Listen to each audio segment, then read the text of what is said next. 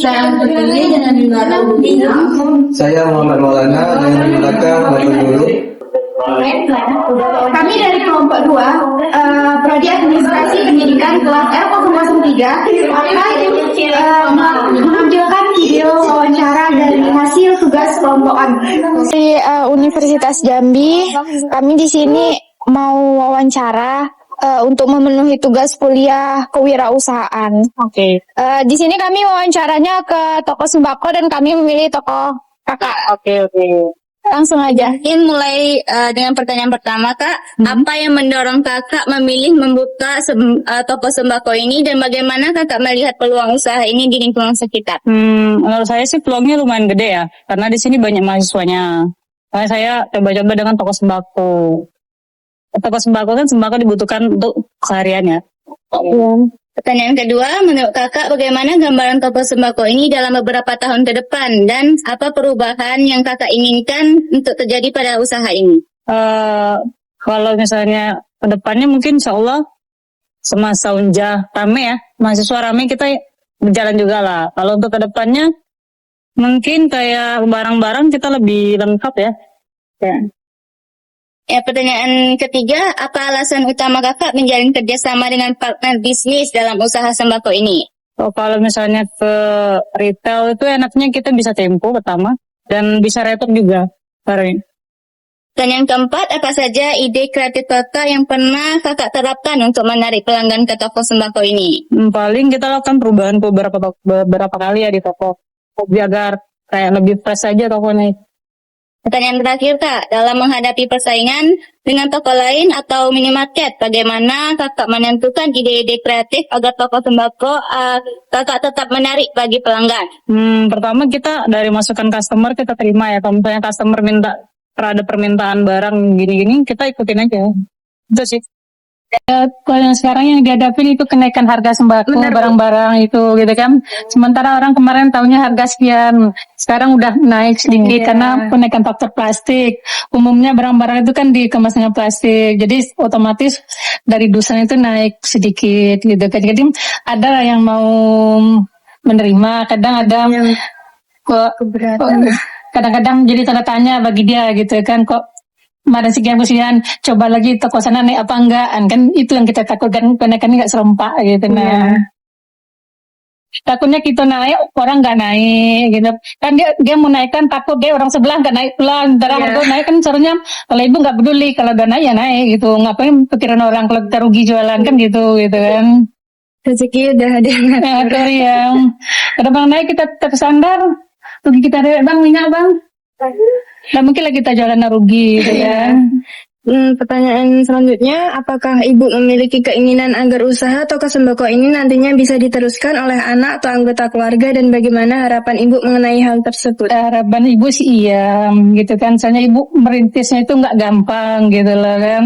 Lagi pula Ibu nanti kan udah umur tua, nggak tenaga udah berkurang, jadi kan misalnya untuk anak-anak mana yang belum dapat bekerja atau menantu yang apa meneruskan gitu kan, karena membuka usaha itu perlu waktu, perlu modal, terus butuh kenalan juga gitu kan.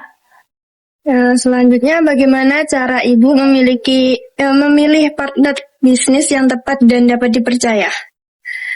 Ibu tidak memilih, orang datang sendiri. Jadi orang yang datang Ibu bertahan supaya jangan lari gitu aja. Kalau memilih Ibu tidak bisa. Cuman mana yang sudah langganan Ibu berusaha untuk supaya dia tetap jadi langganan. Orang untuk apa gitu. Tapi kita kalau orang udah suka dengan kita kan, kita berusaha pelayanan kita perbaiki segala macam gitu kan. Jadi mau mereka yang terikat dengan kita. Kalau kita kan gak bisa memaksa orang gitu kan. Iya, Bu. Jadi kalau ada yang datang, kita ya itu pelayanannya kita yang kita perbaiki gitu kan. Kita ramah tamah, nggak dia keluarga, bukan nggak pembeli gitu kan. Sekedar dia beli udah pergi enggak gitu kan. Mereka senyum, sabar, sopan gitu aja. Simpelnya gitu kan. Kalau kita sabar, senyum, sopan, orang pasti mau gitu kan. Selanjutnya, bagaimana Ibu berinovasi dalam menghadapi persaingan dengan toko sembako lain atau minimarket modern seperti kayak Alfamart? Paling itulah Ibu menyusunnya itu seperti berusaha kayak mama teratur terapi. Jadi kalau ibu nggak ada, orang bisa ngambil sendiri. Kalau orang pembayaran kris, ibu kris pula. Kalau mudah pakai dana pula. Ya sesuai gitulah gitu, ibu menyesuaikan gitu kan. Ikuti perkembangan zaman gitu. Iya, mudah-mudahan kris. Pernah ibu tolak, ibu nggak punya kris, nggak jadi beli. Bu kan kadang nanti aja lah bayar kata ibu. Kadang ada yang bayar, kadang ada yang enggak. Jadi mau tak mau ibu harus kris gitu kan. Pertanyaan yang terakhir, ketika ada masalah seperti kenaikan harga barang dari itu pemasoknya, bagaimana ibu menganalisis situasi tersebut dan mengambil keputusan yang tepat?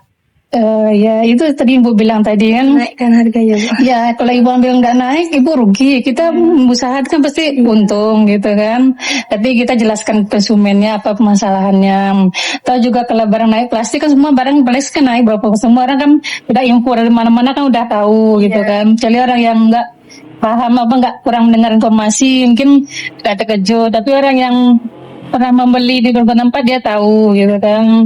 Ini bila kita barang nggak naik, kita naikkan pasti orang lari gitu kan. Iya. Apalagi di sini masih seorang cerdas-cerdas, penduduknya juga cerdas-cerdas gitu kan. Iya.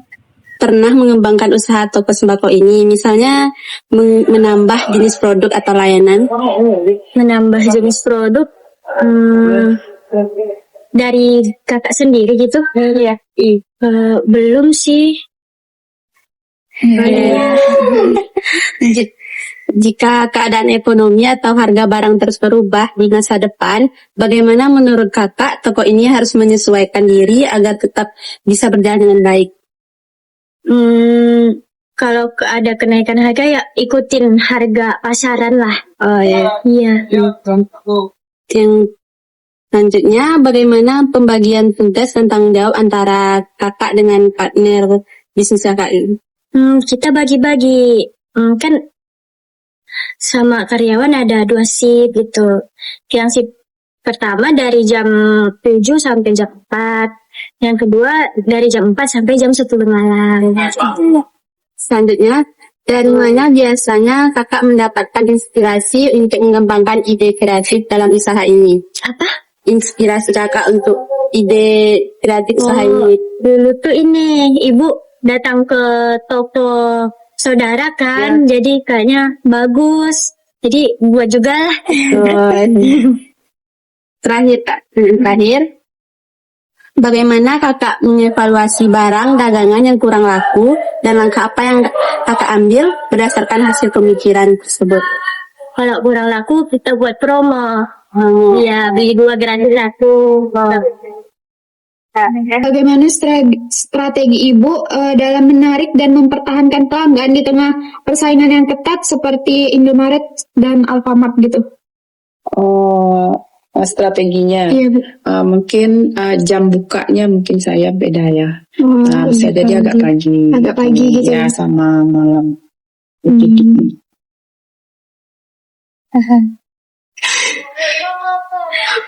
Tahan ini ya, Bang.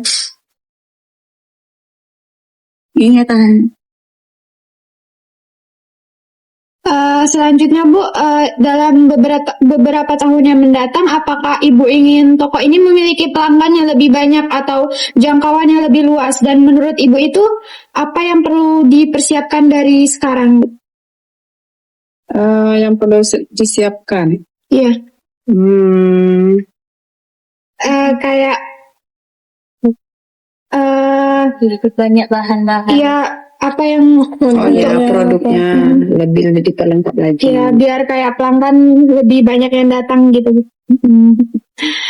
Selanjutnya, seperti apa bentuk kerjasama yang Ibu lakukan dengan partner bisnis, misalnya kayak dalam modal atau supply barang gitu? Mungkin kayak supply barang itu ada sales, ada yang sales. PO ya.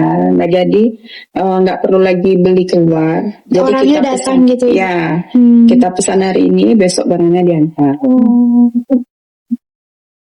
Selanjutnya itu, Ibu apakah pernah mencoba cara baru dalam menjual produk kayak seperti ada paket hemat atau promo dan sebagainya gitu? Belum ada. Belum ya, Bu ya? Jadi ngikuti harga sesuai gitu Iya. ya? Yang terakhir itu apa strategi kreatif Ibu yang pernah Ibu lakukan untuk meningkatkan penjualan di toko gitu? Mungkin kemarin ada ini kerjasama dari Grab. Jadi kita bisa online. Oh, bisa Nah, online. Ya, Diantar gitu Bu. Apa nih?